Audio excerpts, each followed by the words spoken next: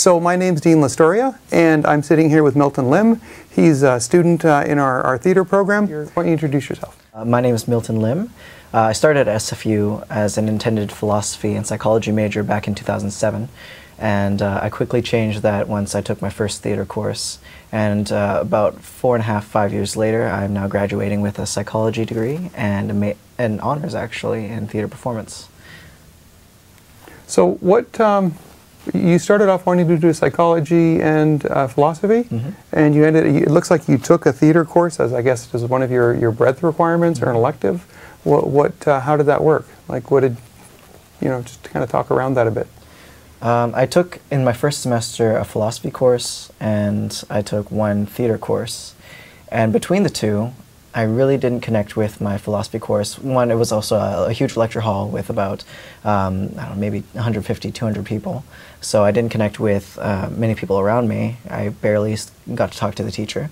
Whereas I was in a small class of maybe about 15 people in a theater course, and I was talking to our teacher every day. We were journaling. I did theater all throughout high school, musical theater, and for some reason I found a lot more of the philosophy, a lot more of the harder conceptual questions in theater than I did find in philosophy. So the directing projects, it's a chance for students to direct work. Can you talk a bit about that? Yeah. Our whole program runs on a system of a main stage in this fall, a main stage in the spring, and in the fall as well we have directing projects, so student directors taking smaller casts and directing their own shows for about 4 to 5 weeks. And then we also have, in the spring, we have a black box class which does a production, an ensemble, which I just finished with 17 people, an ensemble that does a show every 2 to 3 weeks. Now, the directing class is, you have to audition for the main stage to get into it. Things are changing around it right now, but essentially you spend time looking for a play that you would like to direct, something that captivates or engages you in a certain manner, and then you take that, you go through the whole process of casting, holding auditions, casting, we have readings to do at the same time, and you go through about 2 weeks of rehearsal, and 1 week of tech, and then performance, which two nights of performance. And it's a whirlwind experience. From experience, many people have said, including myself, I would agree with this, that it's not the place to learn how to direct. It's just a crash course on what it might be like to direct. And in truth, it's more or less about the ensemble that you learn with, so the other directors, and which you troubleshoot. You go through the problems, or you go through the challenges that you're trying to work around or work with, and that comes in many different shapes and forms, and it's so subjective that it's one of, I would say, the best classes I've taken here at SFU. Excellent. Okay, now go way back in time. Pretend you're in grade 12. Yes. Why would you come to our program?